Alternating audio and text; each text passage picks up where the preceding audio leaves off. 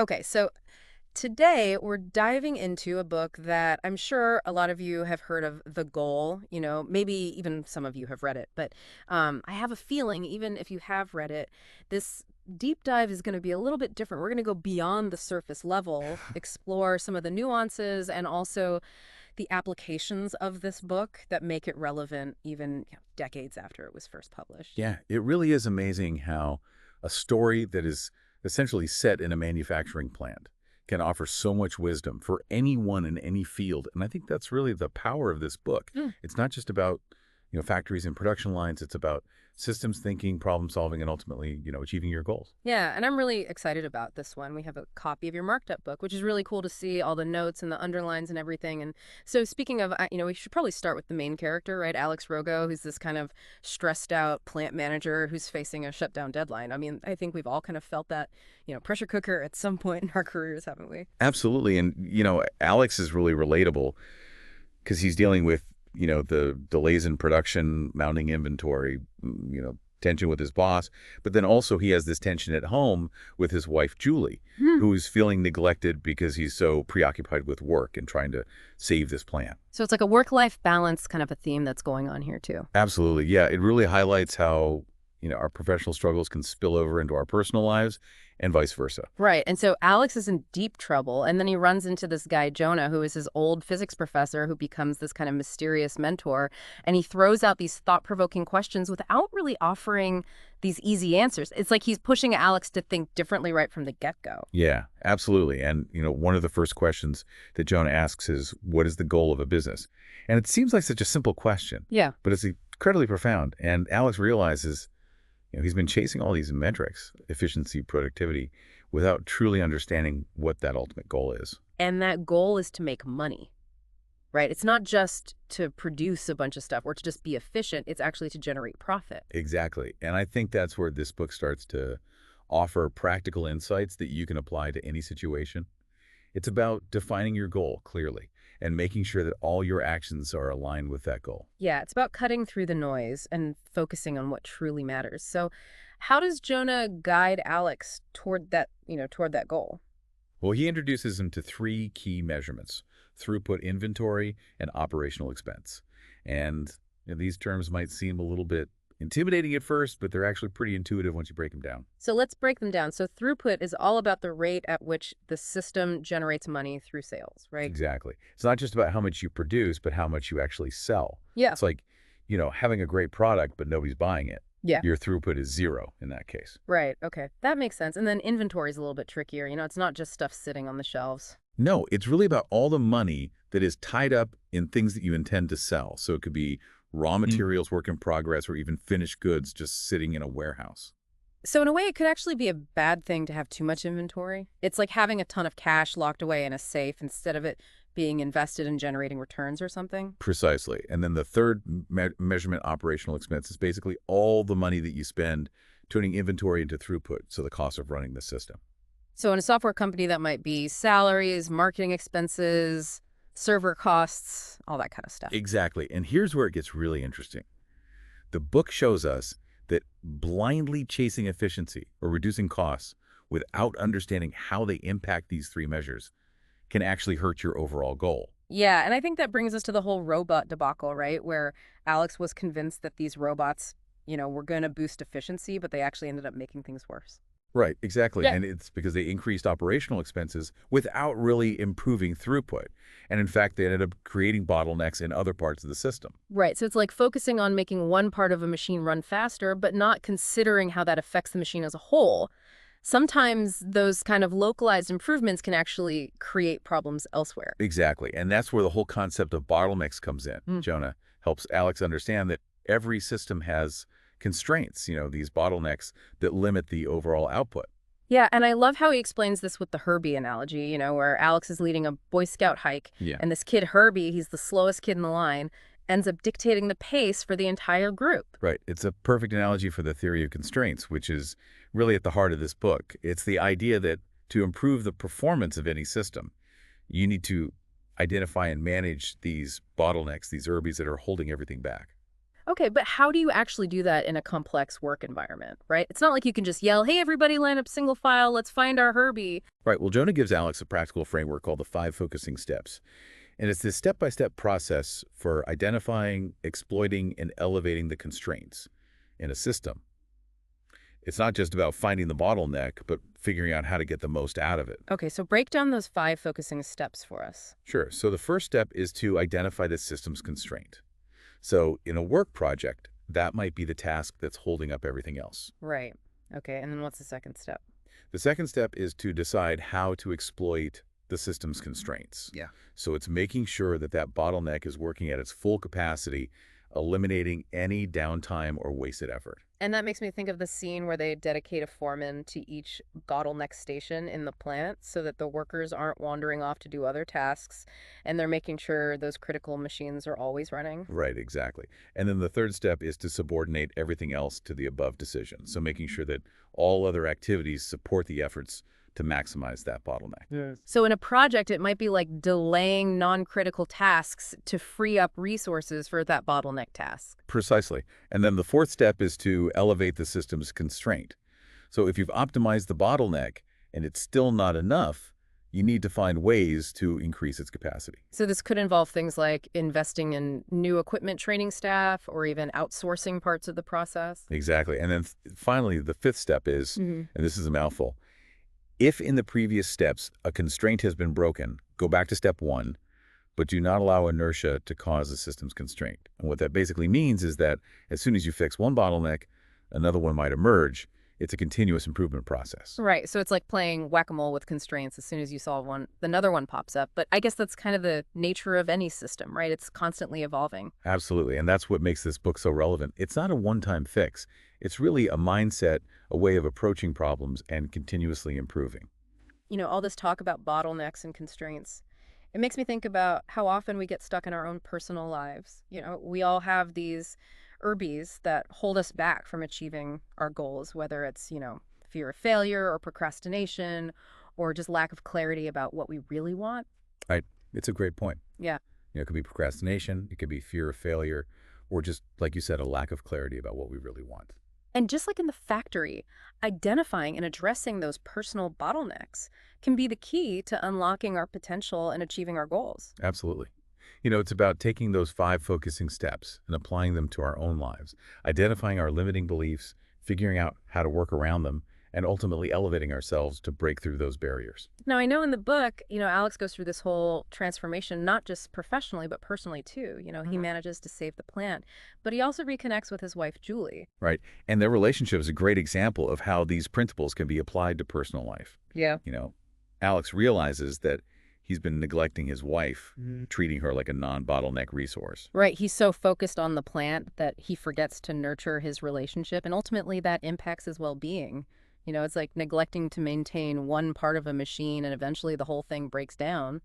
Exactly. And, just like he applies the 5 focusing steps to improve the plant, he can use those same principles to improve his relationship with Julie. Like identifying what's causing the tension, finding ways to exploit the good times, elevating their communication. Exactly. And that brings us to another important point, communication. The book highlights the importance of clear and open communication, not just within a team, but across the entire organization. Remember how Alex had to work with the sales team to manage customer expectations and ensure a smooth flow of orders? Yeah, it's not just about optimizing that production process. It's about aligning everyone around the goal and making sure everyone's on the same page. Yeah. It's about systems thinking, not just departmental thinking. Precisely. Yeah. And as Alex's journey continues, he gets promoted to head of the division. Right? He's now tasked with applying these principles on a much larger scale. So now he has to figure out how to take these concepts that worked so well in one plant and implement them across an entire division. So it's like a whole new level of complexity. Exactly. And that's what we're going to explore in the next part of our deep dive. All right. Well, stay tuned for part 2. We'll be right back after a short break. So now he has this challenge of, bringing everyone on board with this theory of constraints, right? Like, how does he even begin to tackle that? Yeah. Well, he realizes that you can't just hand everyone a copy of the goal and, expect them to magically get it. Right. He needs a new approach. Yeah. A way to kind of make these complex ideas accessible and applicable, to this wider audience. So it's like He needs to translate the language of bottlenecks and throughput into something that everyone can understand. Exactly. And so they come up with this fascinating idea of using the periodic table of elements as inspiration. Wait, the periodic table, like from chemistry?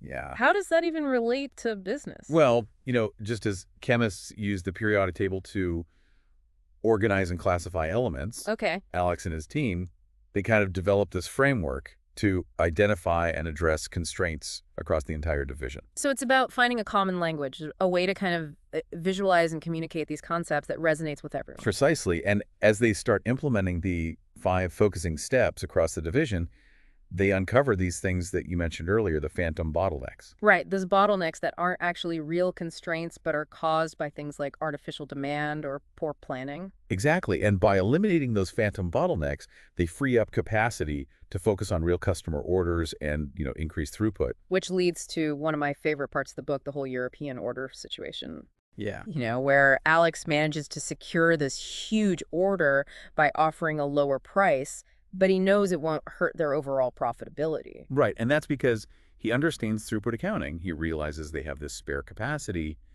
And, the only additional cost for this European order is the raw materials.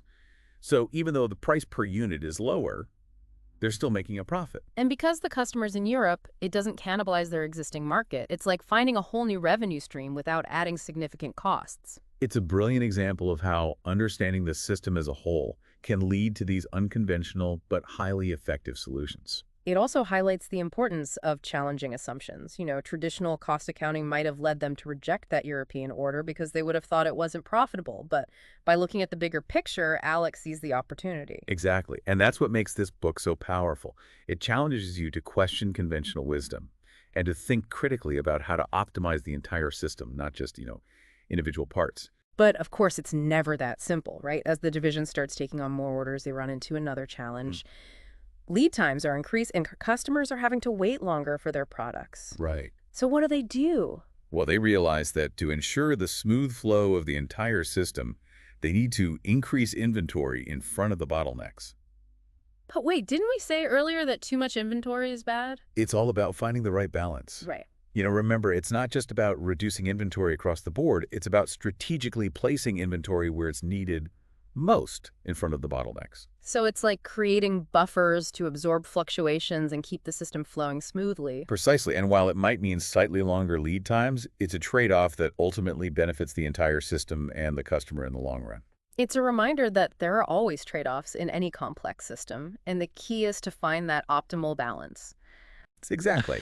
This book is not a set of rigid rules. It's a framework for thinking about and solving problems in a holistic way. It's about understanding the interconnectedness of different parts of a system and making decisions that optimize the whole, not just individual components. And that's why it's so relevant to anyone in any field, whether you're managing a team, leading a project, or just trying to get more organized in your personal life.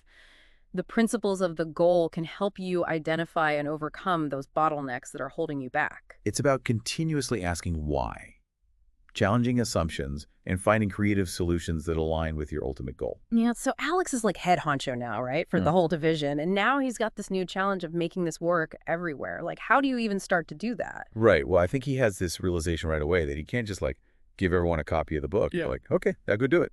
All right. It's not quite that easy. He needs to find a way to make these complex ideas accessible and, applicable to a much wider audience.